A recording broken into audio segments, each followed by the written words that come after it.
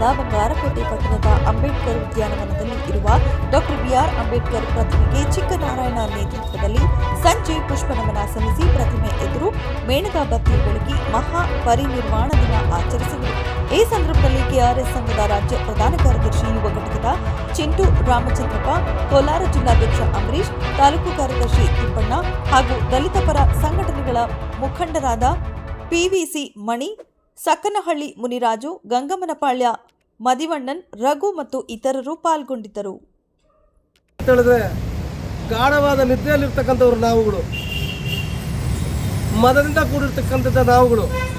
ಬಾಬಾ ಸಾಹೇಬ್ ಅಂಬೇಡ್ಕರ್ ಅವರು ತನ್ನ ಶ್ರಮವನ್ನು, ತನ್ನ ಜೀವನವನ್ನು ಮುಡುಪಾಗಿಟ್ಟು ಈ ಭಾರತ ದೇಶಕ್ಕೆ ದೇಶ ವಿದೇಶಗಳಲ್ಲಿ ವ್ಯಾಸಂಗ ಮಾಡಿ ಉನ್ನತ ಮಟ್ಟದ ಒಂದು ಸಂವಿಧಾನವನ್ನು ರಚನೆ ಮಾಡಿರ್ತಕ್ಕಂಥ ವಿಶ್ವಜ್ಞಾನಿ ಡಾಕ್ಟರ್ ಬಾಬಾ ಸಾಹೇಬ್ ಅಂಬೇಡ್ಕರ್ ಅವರು ಗತಿಸಿ ಇಂದಿಗೆ 68 ವರ್ಷಗಳ ಇತಿಹಾಸದ ದಿನಗಳನ್ನು ನೆನಪು ಮಾಡಿಕೊಳ್ಳುವಂಥ ದಿನ, ಅವರನ್ನು ಸ್ಮರಣೆ ಮಾಡುವಂಥ ದಿನ, ಅವರನ್ನು ಸ್ಮರಿಸುವಂಥ ದಿನ.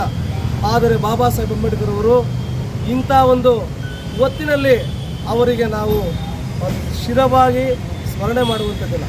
ಕಾರಣ ಏನಂತ ಹೇಳಿದ್ರೆ, ಬಾಬಾ ಸಾಹೇಬ್ ಅಂಬೇಡ್ಕರ್ ಅವರು ಅವರ ಬಾಲ್ಯ ಜೀವನದಲ್ಲಿ, ಅವರ ಯೌವನದಲ್ಲಿ ತುಂಬ ಶ್ರಮಪಟ್ಟು ಈ ದೇಶಕ್ಕೆ ಒಂದು ಸ್ವತಂತ್ರವಾಗಿ ಬದುಕಲು ಮತ್ತು ಸ್ವಜೀವಿ ಅಂದರೆ ಸಮಾನತೆಯಾಗಿ ತನ್ನ ಶ್ರಮವನ್ನು, ತನ್ನ ತ್ಯಾಗವನ್ನು ಬಲಿದಾನ ಮಾಡಿರ್ತಕ್ಕಂಥ ನಾಯಕರು ಬಾಬಾ ಸಾಹೇಬ್ ಅಂಬೇಡ್ಕರ್ ಅವರು ನಮ್ಮನ್ನು ಅಗಲಿರ್ತಕ್ಕಂಥ ದಿನವನ್ನು ನಾವು ಇವತ್ತು ದಿವಸ ಒಂದು ಪುಣ್ಯ ಸ್ಮರಣೆಯ ದಿನ ಅಂತ ನಾವು ಈ ಸಂದರ್ಭದಲ್ಲಿ ಹೇಳ್ತಾ.